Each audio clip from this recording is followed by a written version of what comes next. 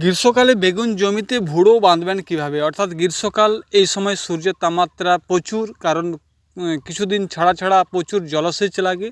আর এই জলসেচকে যাতে আপনারা কাজে লাগাতে পারেন, অর্থাৎ গাছ সঠিকভাবে জল পায় আর সে জল থেকে জলকে সাহায্য করে মাটি থেকে সঠিক পরিমাণে খাবার সংগ্রহ করতে পারে, তার জন্য ঠিক এরকমভাবে বেশি হাইট করবেন না। এখান থেকে এই গাছের গোড়ার যে হাইট, এটা বেশি করবেন না, এটা বর্ষাকালে হয়।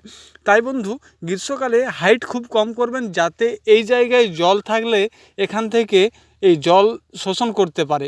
আর এটা যদি ভুড়োর হাইট যদি বেশি করে দেন, সেক্ষেত্রে গাছ কিন্তু মাটি থেকে জল শোষণ করতে পারবে না। সেক্ষেত্রে গাছের বৃদ্ধি কম হবে, গাছের ফলন অনেক কমে যাবে, আর সেক্ষেত্রে আপনাদের লাভের পরিমাণ অনেক কমে যাবে, গাছ সুস্থ থাকবে না।